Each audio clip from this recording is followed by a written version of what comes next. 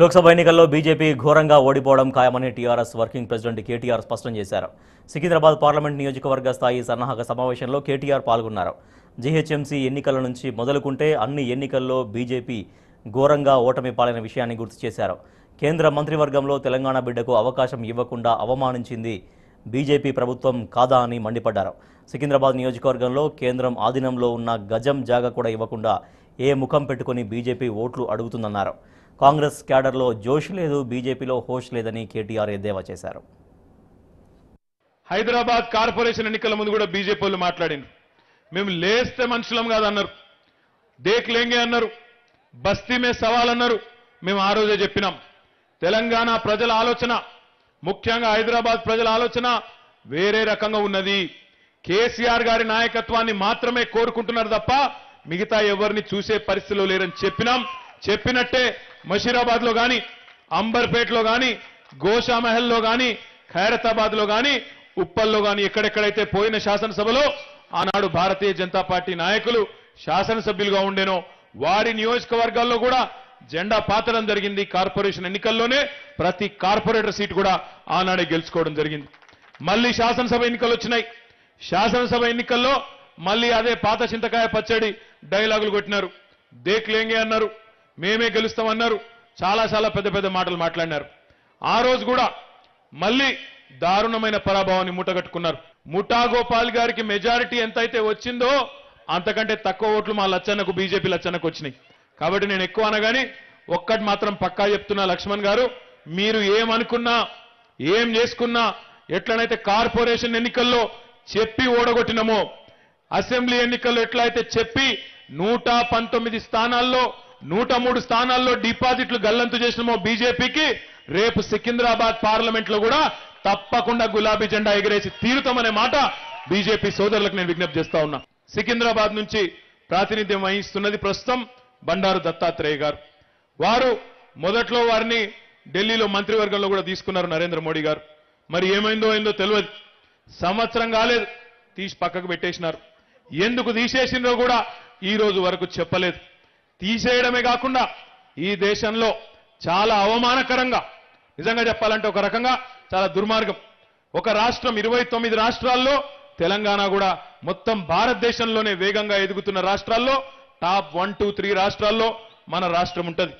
అట్లాంటి ఈ రాష్ట్రంలో నాయకులే లేరన్నట్టు, అట్లాంటి ఈ రాష్ట్రంలో ప్రతిభావంతులే లేరన్నట్టు, మొత్తంగా 75 నుంచి 80 మంది ఉండే కేంద్ర కేబినెట్ లో, కేంద్ర మంత్రివర్గంలో ఒక్కరంటే ఒక్క తెలంగాణ బిడ్డకు అవకాశం ఇవ్వకుండా అవమానించింది నీ బీజేపీ ప్రభుత్వం కాదా చెప్పాలని చెప్పి నేను లక్ష్మణ్ గారిని అడుగుతా ఉన్నా.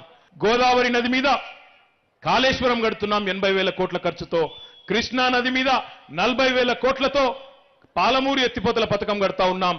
ఈ రెండింటిలో నీకు ఏది నచ్చితే దానికి జాతీయ హోదా ఇవ్వండి ప్రధానమంత్రి గారు అని 3 ఏళ్ల కింద దండం పెట్టి చెప్పినాం. తెలంగాణ ప్రాజెక్టులకు జాతీయ హోదా ఇచ్చిన పాపాన పోలేదు. నీతి ఆయోగ్ 24,000 కోట్లు ఈ రెండు పథకాలకు కలిపి ఇమ్మని కేంద్ర ప్రభుత్వానికి సిఫారసు చేస్తే 24,000 కోట్లు కాదు కదా, 24 పైసలు కూడా కేంద్ర ప్రభుత్వం మనకి ఇయ్యలేదనే మాట ఈ సందర్భంగా నేను మీకు విజ్ఞప్తి చేస్తున్నా. ఇద్దరు ఎంపీలతో తెలంగాణ రాష్ట్రాన్ని తెచ్చిన మొనగాడు కేసీఆర్ గారు 16 మందితో ఏం చేస్తాడో రేపు వచ్చినాక చేసి చూపెడతాం. 16 మందితో ఢిల్లీ మెడలు వంచి రాబోయే 5 ఏళ్లలో 1,50,000 కోట్ల రూపాయలు అదనంగా తెలంగాణ కోసం తీసుకొని వచ్చే సత్తా ఉన్న నాయకుడు మన నాయకుడు కేసీఆర్ గారు. నిజంగా కాంగ్రెస్ క్యాడర్లనేమో జోష్ లేదు, బీజేపీ లీడర్లకేమో హోష్ లేదు. సికింద్రాబాద్ శాసనసభ నియోజకవర్గంలో ఇల్లు కడదామంటే, డబుల్ బెడ్రూమ్ ఇల్లు కడదామంటే జాగలేదు. ఇద్దరం కలిసి పోయినాం, నేను పద్మారావు గారు. రైల్వే వల్ల జాగ ఉంటుంది సికింద్రాబాద్ అసెంబ్లీలో, ఒక 8 ఎకరాల జాగా ఇయ్యండి అని చెప్పి అప్పటి రైల్వే మంత్రి గారికి దరఖాస్తు ఇచ్చినాం. ఆయననేమో ఇస్తా అంటాడు, కిందనేమో ఇక్కడ రైల్వే బోర్డు వాళ్ళు ఇయ్యొద్దని రాసేస్తారు. 1 ఇంచు కూడా జాగియ్యలే. మరి మీరు ఆలోచించాలి, రేపు మనమే ఢిల్లీ జుట్టు మన చేతులు రేపు ఉంటే ఉరుక్కుంటూ రారా, ఢిల్లీ వాళ్ళు ఉరుక్కుంటూ వచ్చి హైదరాబాద్లోనే కాగితాలు ఇచ్చి 7 ఎకరాలు కాకపోతే 70 ఎకరాలు తీసుకోండి భయ అని చెప్పి జాగిచ్చిపోరా.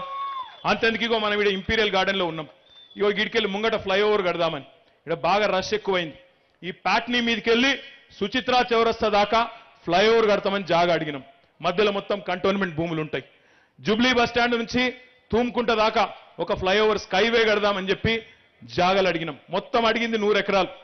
కంటోన్మెంట్ పరిధిలో ఎవరైతే ఈ డిఫెన్స్ భూములు ఉన్నాయో ఒక 100 ఎకరాలు మీరు రక్షణ శాఖకు సంబంధించిన భూములు మాకు ఇవ్వండి, 2 స్కైవేలు కట్టుకుంటాం, ఆ 100 ఎకరాలకు బదులు మీకు 500 ఎకరాలు ఇస్తాం షామీర్పేటలో అని చెప్పి కేంద్ర ప్రభుత్వాన్ని అడిగినాం. ఎన్నిసార్లు అడిగినా, ఎన్నిసార్లు మొరబెట్టుకున్నా, దండం పెట్టినా, దరఖాస్తు పెట్టినా శుష్క ప్రియాలు, శూన్య హస్తాలు. మాటలు అందంగా మాట్లాడతారు, మాటలు అందంగా మాట్లాడతారు. కర్దెంగే భయ్ నై కర్తే. ఎందుకు నై కర్తే? వాళ్ళకు అవసరం లేదు ఇవాళ మనది. అందుకే రేపటి రోజున నేను అనేది ఏంటంటే, ఢిల్లీలో మనోళ్ళు 16 మంది ఉంటే మెడలు వంచి వాళ్ళని అక్కడ ఒప్పించి ఈ 2 స్కైవేలు కూడా బ్రహ్మాండంగా చేసుకోవాలంటే మన టీఆర్ఎస్ ఎంపీలు ఢిల్లీలో ఉండవలసిన అవసరం ఉన్నదనే మాట ఈ సందర్భంగా నేను మీకు విజ్ఞప్తి చేస్తా ఉన్నా. చెప్పుకుంటూ పోతే 1, 2 కాదు, చాలా కార్యక్రమాలకు ఈరోజు ఢిల్లీలో మనం ప్రభుత్వంలో కీలకంగా ఉంటే హైదరాబాద్ మహానగరానికి, అవసరమైతే ఇంత అద్భుతమైన నగరానికి, మొత్తం తెలంగాణ రాష్ట్రంలో 45%, 50% ఆదాయం ఈరోజు హైదరాబాద్ మహానగరం నుంచే వస్తున్న పరిస్థితి. ఇట్లాంటి నగరానికి మరి ఇతోధికంగా పెద్ద ఎత్తున ఢిల్లీ నుంచి డబ్బులు తెచ్చుకోవాలంటే, ముంబైలో మనం మెట్రో ప్రాజెక్టు కడుతున్నారు. మెట్రో కడుతుంటే ముంబైలో 17,000 కోట్ల రూపాయలు ఇచ్చింది నరేంద్ర మోడీ ప్రభుత్వం. ఎందుకు ఇచ్చింది? ముంబైలో బీజేపీ ప్రభుత్వం ఉన్నది కాబట్టి ముంబైకి ఎగ్దం ఒకటే చెక్కుతోని, ఒకటే స్ట్రోక్తోని 17,000 కోట్ల రూపాయలు ఇచ్చిండ్రు. మరి మనకెందుకో ఇయ్యరు. అందుకే రేపటి రోజున మనం ఢిల్లీలో మెడలు వంచే పరిస్థితిలో ఉంటే, ఢిల్లీ జుట్టు మన చేతుల్లో ఉంటే మన హైదరాబాద్ మెట్రోను కూడా 72 కిలోమీటర్లు కాదు మరొక 100 కిలోమీటర్లు వేసుకునే అవకాశం ఉంటుందనే మాట ఈ సందర్భంగా నేను మీకు విజ్ఞప్తి చేస్తా ఉన్నా. సికింద్రాబాద్ పార్లమెంట్ పరిధిలో మొత్తం 6 ఎమ్మెల్యేలు మన పార్టీ వాళ్ళే ఉన్నారు. 45% ఓట్లు మొన్న శాసనసభ ఎన్నికల్లో డిసెంబర్ 11 నాడు ఫలితాలు వెల్లడైతే 45% ఓట్లు మనకు వచ్చినాయి. రేపు పార్లమెంటులో ఖచ్చితంగా 60% ఓట్లు సాధించి ప్రత్యర్థులకు అందనంత దూరంలో బ్రహ్మాండమైన గెలుపు సాధించుకునే అవకాశం మనకున్నదనే మాట కూడా ఈ సందర్భంగా నేను మీకు విజ్ఞప్తి చేస్తా ఉన్నా. వచ్చే ఆర్థిక సంవత్సరం అంటే ఏప్రిల్ మాసం నుంచి కానీ మే నెల నుంచి కానీ 2016 రూపాయల పెన్షన్ కూడా ప్రారంభం కాబోతా ఉన్నది. 90 స్థానాల్లో టీఆర్ఎస్లను గెలిపించినారు. రేపు 16 స్థానాల్లో కూడా మళ్ళీ టీఆర్ఎస్ ఎంపీలను గెలిపియండి.